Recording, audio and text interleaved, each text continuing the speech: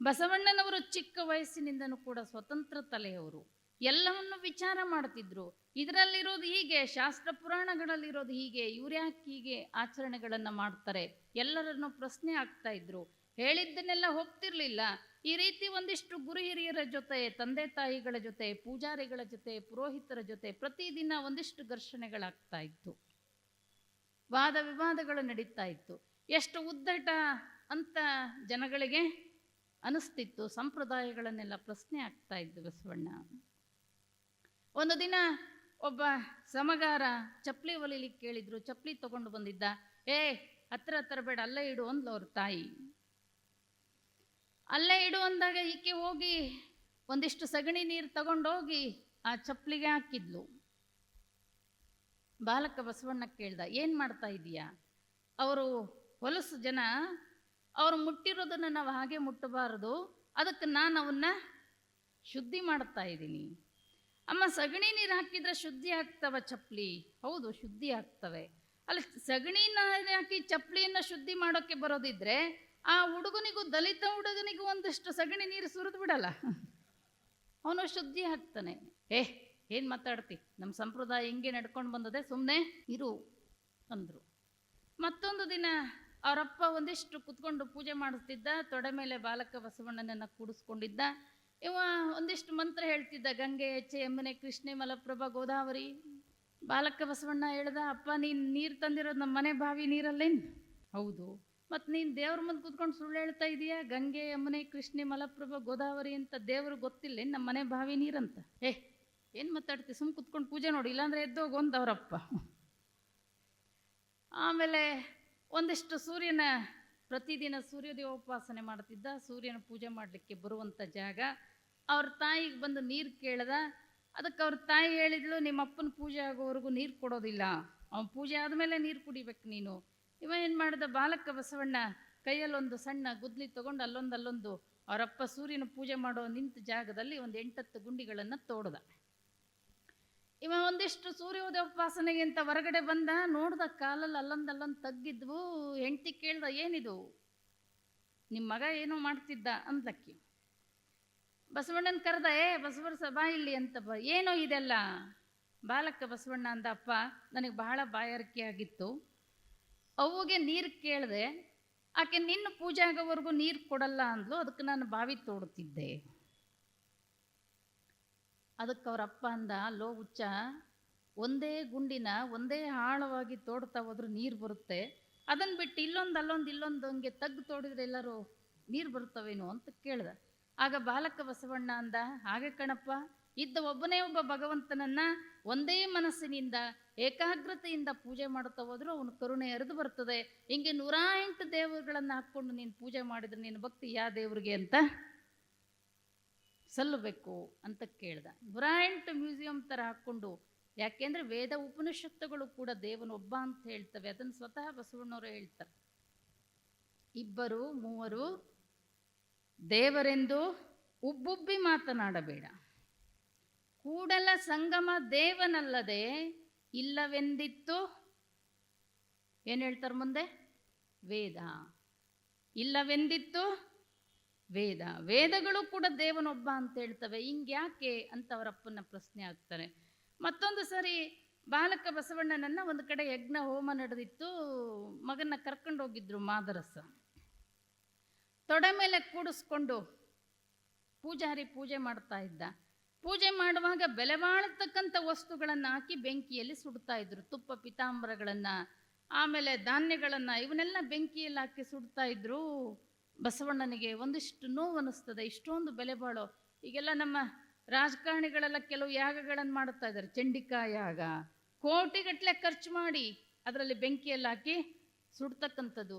ನಿಜವಾಗ್ಲೂ ಬಹುಶಃ ಈ ದೇಶದಲ್ಲಿ ನಮಗೆ ಯುವಕರೇ ಇಲ್ಲೇನೋ, ಶಾರೀರಿಕವಾಗಿ ಯುವಕರು ಇರ್ಬೋದು, ಖಂಡಿಸ್ತಕ್ಕಂಥ ಗುಣ ನಮ್ಮ ಜನಕ್ಕಿವತ್ತು ನಮ್ಮ ಯುವಕರಲ್ಲಿ ಬರ್ತಾನೆ ಇಲ್ಲೇನೋ ಅಂತ ಅನ್ನಿಸ್ತಾ ಇದೆ. ಇವತ್ತು ಅಷ್ಟೊಂದು ಬೆಲೆಮಾಣ ವಸ್ತುಗಳನ್ನು, ಎಷ್ಟೊಂದು ಬಡತನ ದೇಶದಲ್ಲಿ, ಒಂದು ದಿವಸಕ್ಕೆ ಎಷ್ಟೋ ಪೌಷ್ಟಿಕಾಂಶಗಳ ಕೊರತೆಯಿಂದ ಮಕ್ಕಳು ಸಾಯ್ತಾ ಇದ್ದಾವೆ. ಇಷ್ಟೆಲ್ಲ ಬಡತನ ಇದ್ದಾಗ ಇಷ್ಟು ಬೆಲೆಬಾಳ ವಸ್ತುಗಳನ್ನು ಬೆಂಕಿಯಲ್ಲಿ ಹಾಕಿ ಸುಡುತ್ತಾರಲ್ಲ, ನೋವನಿಸ್ತದೆ ಬಸವಣ್ಣನಿಗೆ. ಅವರಪ್ಪನಿಗೆ ಕೇಳ್ದ, ಅಪ್ಪ, ಇಷ್ಟೊಂದು ತುಪ್ಪ ಗಿಪ್ಪ ಎಲ್ಲ ಬೆಂಕಿಯಲ್ಲಿ ಹಾಕಿ ಸುಡ್ತಾ ಇದ್ದಾರಲ್ಲ, ಯಾರಿಗಾದ್ರೂ ಕೊಟ್ಟರೆ ಹೊಟ್ಟೆ ತುಂಬಿಸ್ಕೊಳಲ್ವಾ? ಎಷ್ಟೋ ಜನ ಮೈ ತುಂಬ ಬಟ್ಟೆ ಇಲ್ಲ, ಯಾರಿಗಾದ್ರೂ ಕೊಟ್ಟರೆ ಮೈ ತುಂಬ ಒಂದಿಷ್ಟು ಬಟ್ಟೆ ಉಟ್ಕೊಳ್ಳಲ್ವಾ? ಯಾಕಿದ ನಿಂಗೆ ಬೆಂಕಿಯಲ್ಲಿ ಹಾಕಿ ಸುಡ್ತಾ ಇದ್ದಾರೆ ಅಂತ ಕೇಳಿದ. ಅವರಪ್ಪನ್ನ ಕೇಳಿದ್ದು ಪೂಜಾರಿ ಅಂದ, ಬಸವಣ್ಣ ಏನು ಮಾತಾಡ್ತಾ ಇದ್ದೀನಿ? ನೀನು ಅಗ್ನಿ ಅಂದರೆ ಏನು ಅನ್ಕೊಂಡಿ? ಬೆಂಕಿ ಅಂದರೆ ಏನು ಅನ್ಕೊಂಡಿ? ಸಾಕ್ಷಾತ್ ಭಗವಂತ. ಅಗ್ನಿ ಅಂದರೆ ಸಾಕ್ಷಾತ್ ಭಗವಂತ. ನಾವು ಭಗವಂತನನ್ನ ತೃಪ್ತಿಪಡಿಸೋದು ಅಗ್ನಿ ಮುಖಾಂತರನೇ.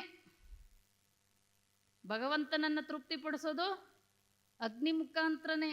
ಬೇರೆ ಯಾವುದೇ ನೀವು ಮುಂದೆ ಎಡೆ ಇಟ್ಟರೆ ತಿನ್ನೋದಿಲ್ಲ, ಹೌದಾ? ಅಗ್ನಿಯಲ್ಲಿ ಹಾಕಿದ್ರೆ ಅಂದ ಇವ ಸಾಕ್ಷಾತ್ ಭಗವಂತ.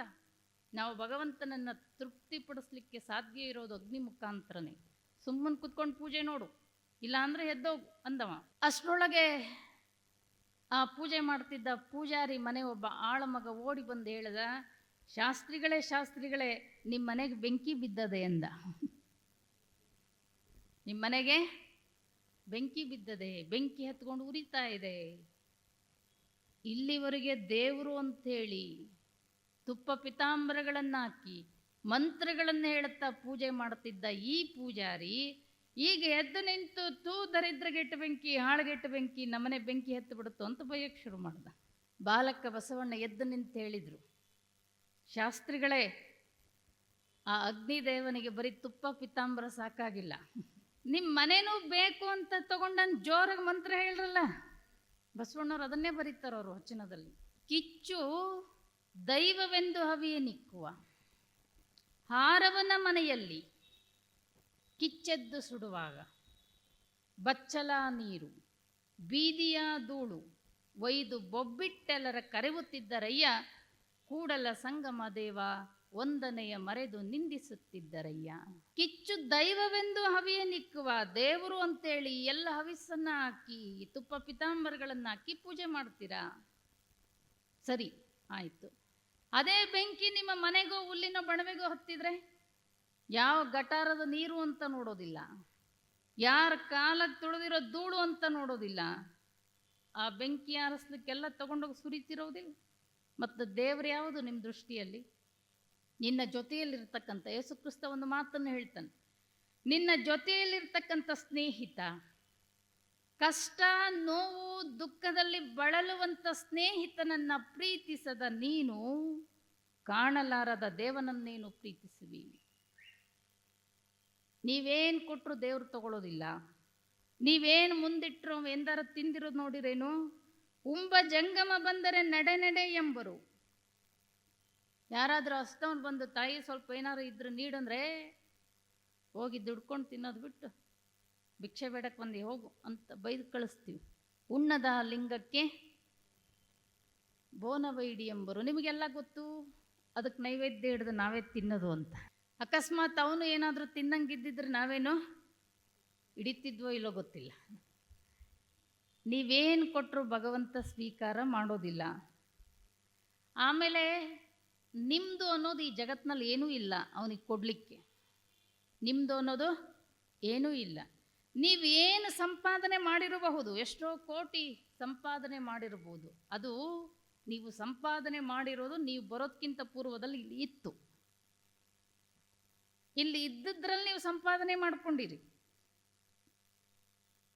ಇಲ್ಲಿತ್ತು, ನೀವು ಹೋಗುವಾಗ ಅದು ನಿಮ್ಮ ಜೊತೆ ಬರೋದಿಲ್ಲ, ಇಲ್ಲೇ ಇರ್ತು. ಅದಕ್ಕೆ ಪ್ರಭುದೇವರು ಹೇಳಿದ್ದು, ಭೂಮಿ ನಿನ್ನದಲ್ಲ, ಹೇಮ ನಿನ್ನದಲ್ಲ, ಕಾಮಿನಿ ನಿನ್ನವಳೆ. ನಿಮ್ಮ ಹೆಸರಿಗೇನೋ ಉತ್ತಾರ ಇರ್ಬೋದು ಒಂಚೂರು. ಅದು ಮೊದಲು ಇತ್ತು, ಈಗೂ ಇರ್ತದೆ, ನಿಮ್ಮ ನಂತರನೂ ಅದು ಇರ್ತದೆ. ಅದು ಯಾವುದು ನಮ್ಮ ಜೊತೆ ಬರೋದಿಲ್ಲ. ಆಮೇಲೆ ನೀವೇನು ನೈವೇದ್ಯ ಇಟ್ಟರು ತಗೊಳ್ಳೋದಿಲ್ಲ. ನೀವೇನು ಭಗವಂತನಿಗೆ ನೈವೇದ್ಯ ಅಂತ ಹಿಡಿತೀರಲ್ಲ, ಎಲ್ಲ ಅವಂದೇ ಅಂದಾಗ ಅವಂದೇ ತಗೊಂಡು ಅವನಿಗೇನು ಕೊಡ್ತೀರಿ ನೀವು? ಅವನಿಗೆ ಕೊಡಬೇಕಾಗಿದ್ದೇನು? ನಮ್ಮಲ್ಲಿರ್ತಕ್ಕಂಥ ಭಕ್ತಿ, ಶ್ರದ್ಧೆ, ನಿಷ್ಠೆ, ಏಕಾಗ್ರತೆ, ನಂಬಿಕೆ, ಶರಣಾಗತಿ, ಇವುಗಳನ್ನು, ಸದ್ಗುಣಗಳನ್ನು ಭಗವಂತನಿಗೆ ಕೊಡಬೇಕಾಗಿರೋದು. ಹೊರಗಡೆ ವಸ್ತುಗಳಲ್ಲ, ಅವ್ಯಾವು ನಿಮ್ಮವಲ್ಲ, ಅವ್ಯಾವು ನಿಮ್ಮವಲ್ಲ. ಅವನಿಗೆ ಬಿಡಬೇಕಾಗಿರೋದೇನು? ಏನೇನೋ ಬಿಡ್ತೀವಿ ನಾವು.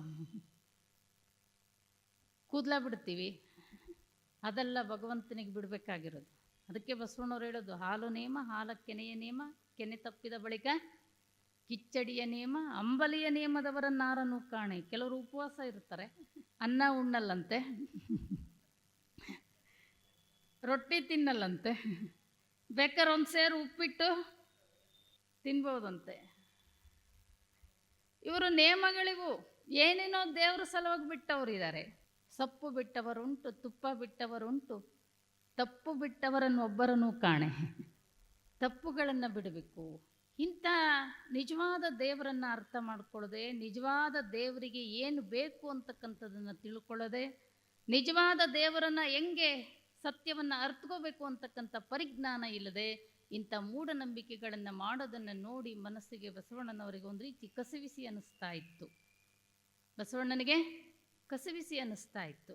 ಅದಕ್ಕೆ ಯಾಕೆ ಹೀಗೆ ಅಂತ ಅನ್ನಿಸ್ತಾ ಇತ್ತು. ನಿಜವಾದ ಬೆಂಕಿ ಇವ್ರ ಮನೆಗತ್ತಿದ್ರೆ, ಹುಲ್ಲಿನ ಬಣವೆಗತ್ತಿದ್ರೆ ಎಲ್ಲ ತಗೊಂಡೋಗಿ ಸುರಿತಾರೆ, ಅಲ್ಲಿ ಬೈತಾರೆ. ಇಲ್ಲಿ ನೋಡಿದ್ರೆ ಮಂತ್ರ ಹೇಳ್ತಾರೆ, ತುಪ್ಪ ಪಿತಾಂಬರಗಳಾಗ್ತಾರೆ. ಯಾಕೀಗೆ? ಕಿಚ್ಚು ದೈವವೆಂದು ಹವಿಯ ನಿಕ್ಕುವ ಹಾರವನ ಮನೆಯಲ್ಲಿ ಕಿಚ್ಚದ್ದು ಸುಡುವಾಗ ಬಚ್ಚಲ ನೀರು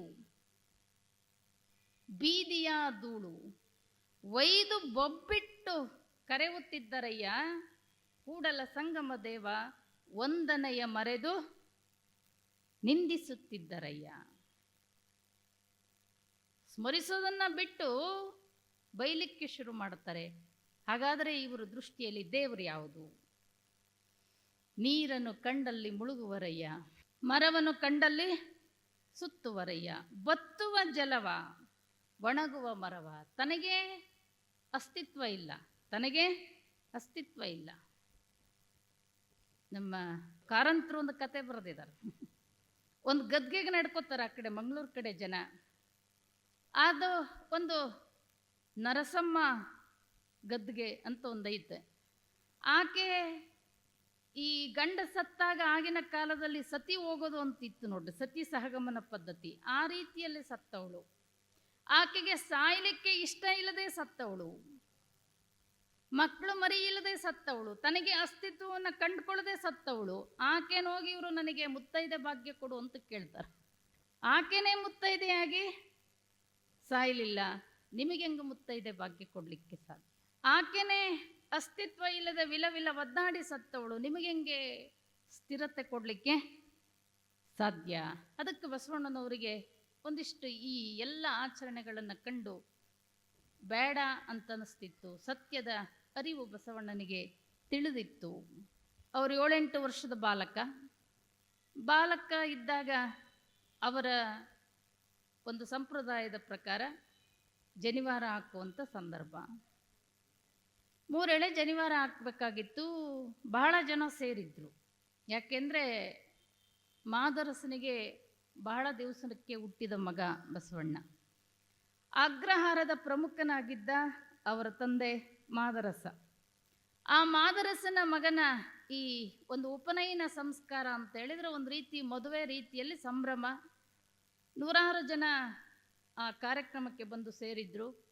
ಮುಹೂರ್ತ ಮೀರ್ತಾ ಇದೆ, ಬಾ ಅಂತ ಬಸವಣ್ಣನನ್ನು ಕರೆದ್ರು. ಬೇಗ ಬಾ ಬಸವ ಅಂತ ಕರೆದ್ರು. ಅದಕ್ಕೆ ಬಸವಣ್ಣ ಕೇಳಿದರು, ಅಪ್ಪ ನನಗಿಂತ ಅಕ್ಕ ದೊಡ್ಡವಳು. ಕೆಲವು ಕವಿಗಳು 4-5 ವರ್ಷ ದೊಡ್ಡವಳು ಅಂತ ಬರೀತಾರೆ, ಇನ್ನು ಕೆಲವರು 14 ವರ್ಷ ದೊಡ್ಡವಳು ಅಂತ ಕರೀತಾರೆ. ಒಟ್ಟು ಬಸವಣ್ಣನಿಗಿಂತ ಅಕ್ಕ ನಾಗಮ್ಮ ದೊಡ್ಡವಳು. ಅದಕ್ಕೆ ಬಾಲಕ ಬಸವಣ್ಣ ಕೇಳಿದರು, ಅಪ್ಪ ನನಗಿಂತ ಅಕ್ಕ ದೊಡ್ಡವಳು. ನಮ್ಮ ಮನೆಯಲ್ಲಿ ಅಕ್ಕ ದೊಡ್ಡವಳಾಗಿದ್ದರಿಂದ ಮನೆಯಲ್ಲಿ ಏನೇ ತಂದರೂ ಕೂಡ ಮೊದಲು ಆಕೆಗೆ, ಆಮೇಲೆ ನನಗೆ. ಈ 3 ಎಳೆ ಜನಿವಾರ ಇದೆ, ಇದು ಮೊದಲ ಅಕ್ಕನಿಗೆ, ಆಮೇಲೆ ನನಗೆ. ಪೂಜಾರಿ ಅಂದ, ಏನು ಮಾತಾಡ್ತೀವಿ ಬಸವಣ್ಣ, ನಿಮ್ಮ ಅಕ್ಕನಿಗೆ ಜನಿವಾರನ? ಯಾರಾದರೂ ಹೆಣ್ಣುಮಕ್ಕಳು ಜನಿವಾರ ಹಾಕ್ಕೊಂಡಿರೋದು ನೋಡಿ ಏನು? ಮೊದಲು ಆಕೆಗೆ, ಆಮೇಲೆ ನನಗೆ ಅಂದ ಬಸವಣ್ಣ. ಏನು ಮಾತಾಡ್ತಿ? ಸಾಧ್ಯ ಇಲ್ಲ ಅದು. ಅದಕ್ಕೆ ಬಸವಣ್ಣ ಕೇಳ್ದ, ಯಾಕೆ ಸಾಧ್ಯ ಇಲ್ಲ? ಯಾಕೆ ಸಾಧ್ಯ ಇಲ್ಲ ಅಂದರೆ ಹೆಣ್ಣು ಶೂದ್ರಳು. ಯಾಕೆ ಶೂದ್ರಳು? ಆಕೆ ಮುಟ್ಟಾಗ್ತಾಳೆ. ಅದಕ್ಕೆ ಬಸವಣ್ಣವ್ರು ಕೇಳಿದರು, ಮುಟ್ಟಾಗ್ತಾಳೆ ಅಂತ ಹೆಣ್ಣನ್ನು ನೀವು ಕೀಳು ಅಂತ ಕರೆಯೋದಾದರೆ, ಅದೇ ಮುಟ್ಟು 9 ತಿಂಗಳು ತಡೆದು ಪುರುಷನ ದೇಹ ಆಗ್ತದೆ. ಆ ಮುಟ್ಟು ತಡೆದಾಗಲೇ ಪುರುಷ ಹುಟ್ಟಿ ಬರೋದು. ಹಾಗಾದರೆ ಆ ಮುಟ್ಟು ತಡೆದು ಹುಟ್ಟಿದ ದೇಹ ಇದು ಹೆಂಗೆ ಶ್ರೇಷ್ಠ? ಇವತ್ತು ಆ ತಾಯಿ ಮುಟ್ಟಾಗಿದ್ದಾಳೆ ಅಂತ ಕೀಳು. ದೊಡ್ಡ ದೊಡ್ಡ ದೇವಸ್ಥಾನಗಳಿಗೆ ಇವತ್ತ ಶಬರಿಮಲೆ ಇವೆಲ್ಲ ಗಲಾಟೆ ನೋಡಿದ್ರಲ್ಲ, ಹೆಣ್ಣು ಮಕ್ಕಳು ಹೋಗುವಂಗಿಲ್ಲ, ಮುಟ್ಟಾಗ್ತಾಳೆ ಅನ್ನೋ ಕಾರಣಕ್ಕೆ ಹೋಗುವಂಗಿಲ್ಲ ಆಕೆ. ಮುಟ್ಟಾಗಿನಿ ಅಂತೇಳಿ ನೀವು ಹೊರ ಕುಂತು ಆ 3 ದಿನ 5 ದಿನ ಆ ಮಗುಗೆ ಹಾಲು ಕುಡಿಸ್ತಾ ಇದ್ದಿದ್ರೆ ಏನಾಗ್ತಿದ್ದ? ಗಂಡು ಮಗ. ಮುಟ್ಟಾದ ಹೊಲೆ ಒಳಗೆ ಹುಟ್ಟುವುದು ಜಗವೆಲ್ಲ, ಮುಟ್ಟಾದ ಹೊಲೆ ಒಳಗೆ ಹುಟ್ಟುವುದು ಜಗವೆಲ್ಲ. ಮುಟ್ಟು ಮುಟ್ಟೆಂದು ತೊಲಗುವ ಹಾರವನು ಹುಟ್ಟಿರುವುದೆಲ್ಲಿಂದ ಸರ್ವಜ್ಞ. ಮುಟ್ಟು ಕಂಡವಳನ್ನು ಮುಟ್ಟಲೊಲ್ಲರು ನೋಡ, ಮುಟ್ಟು ಕಂಡವಳನ್ನು ಮುಟ್ಟಲೊಲ್ಲರು ನೋಡ. ಮುಟ್ಟುತ್ತಾ ತಡೆದು ಹುಟ್ಟುತಿಹ ದೇಹವನು ಮುಟ್ಟುತಿಹರೇಕೆ ಸರ್ವಜ್ಞ. ಅದೇ ಮುಟ್ಟಿಂದ ಬಂದಿರತಕ್ಕಂಥ ಪುರುಷ ಶ್ರೇಷ್ಠ. ತಾಯಿ ಮುಟ್ಟಾಗಿದ್ದೀನಿ ಮತ್ತೊಂದು ಇಲ್ಲದೆ ಆಕೆ ಏನಾದರೂ ಅವತ್ತು ಹಾಲು ಕುಡಿಸಿರ್ಲಿಲ್ಲ ಅಂದರೆ ಈ ಶಬರಿಮಲೆಗೆ ಹೆಣ್ಣುಮಕ್ಕಳು ಹೋಗಬಾರ್ದು ಅನ್ನೋ ಧ್ವನಿ ಎತ್ತಕ್ಕೆ ಧ್ವನಿನೇ ಇರುತ್ತಿರಲಿಲ್ಲ.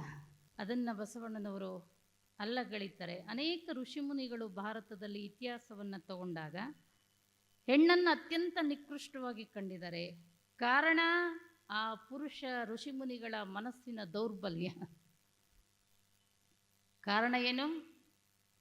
ಆ ಋಷಿಮುನಿಗಳ ದೌರ್ಬಲ್ಯ. ಹೆಣ್ಣನ್ನು ಕಂಡ್ರೆ ಭಯ ಆಗ್ತಿತ್ತು ಅವ್ರಿಗೆ.